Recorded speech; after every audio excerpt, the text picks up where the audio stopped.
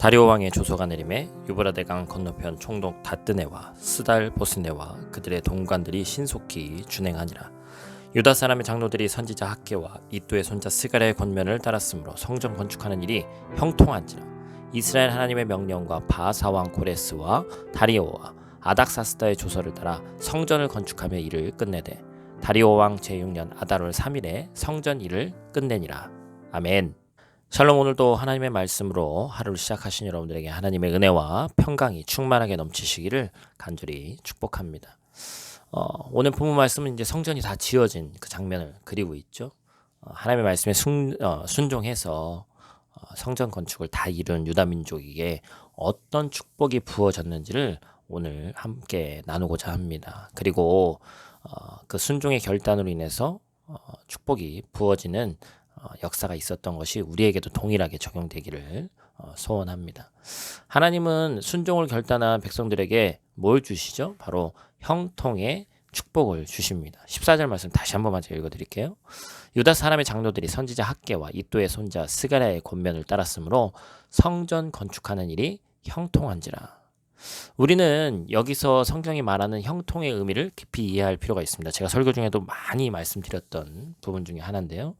형통은 그냥 우리나라 말로 해석했을 때 어떤 일이 그냥 쉽게 잘 풀려가거나 내가 원하는 대로 일이 이루어지는 것을 말하는 개념이 아닙니다. 이 형통의 구약에 나오는 형통의 개념은 요셉이나 또 신약에 등장하는 바울을 통해서 우리가 살펴볼 수 있는데 요셉을 예를 들면 요셉이 버려지듯 애굽 땅으로 팔려갔죠.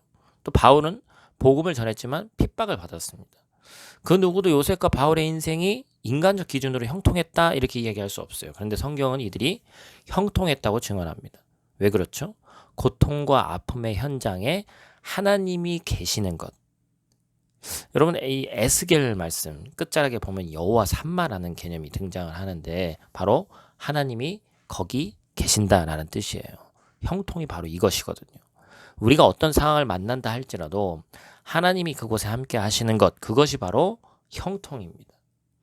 여러분, 성전 건축의 과정은 사실 엄청 어려운 난항이었어요.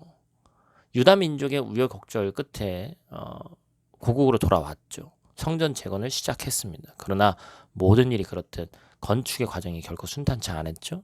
방해 세력이 등장했고 그들의 회방은 거센 풍랑과도 같았습니다. 그러자 이런 생각이 들었어요. 아직 하나님 때가 아닌가 보다.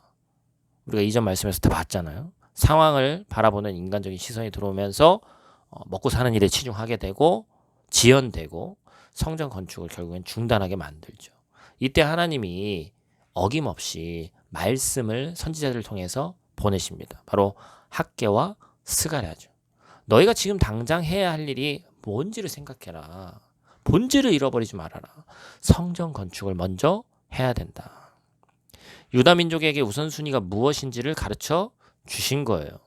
이제 백성들이 하나님의 말씀에 순종할 것인지 아니면 자신의 생각에 머무를 것인지를 선택해야 됐습니다. 다행스럽게도 유다 민족은 시간이 오래 걸리긴 했지만 말씀 순종의 길을 선택했고 그 결과가 뭐였어요? 바로 하나님이 함께 하시는 형통이었습니다. 그저 성전이 다 지어진 것이 형통이 아니죠. 형통은 하나님이 함께 하시는 것이 형통이다. 그러니까 유다 민족은 하나님이 살아계시고 우리와 함께 계신다는 사실을 목격하고 체험하게 된 거죠. 그들의 생각대로 움직였을 때 성전 재건이 중단되고 말았습니다. 하지만 하나님의 말씀에 순종했을 때 성전은 완공되었죠. 하나님의 일하심을 통해서 어떤 일이 시작되고 하나님의 일하심을 통해서 끝맺음이 이루어지는 것, 이것이 바로 형통입니다. 요한계시록 22장 13절은 뭐라고 얘기하고 있어요? 나는 알파와 오메가요. 처음과 마지막이요. 시작과 마침이라. 아멘.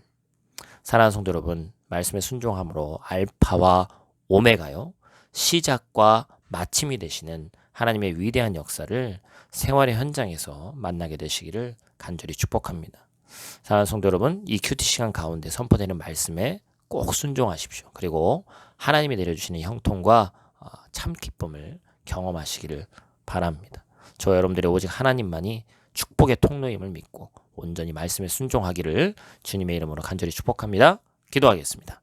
사랑의 아버지 하나님, 오늘 하루도 말씀으로 시작하게 하심에 감사를 드립니다. 하나님, 선포된 말씀이 내 신비에 새겨질 수 있도록 도와주시고, 특별히 인간이기 때문에 인간의 한계와 생각의 범주 안에서 어떠한 것이 잘 되는 것인지, 내 눈에 보이는 것이 또한 나에게 직접적으로 와닿는 것이 잘 되는 것이고, 또한 형통이라고 느낄 수 있지만 하나님께서 말씀하시는 말씀 가운데 우리에게 주어지는 형통은 다름을 깨달았습니다. 하나님, 어떤 순간에도 아버지 하나님께서 나와 함께 하신다는 사실을 잊지 않고 나아갈 수 있는 귀하고 복된 우리 성도들 될 수 있도록 하나님 함께하여 주시옵소서.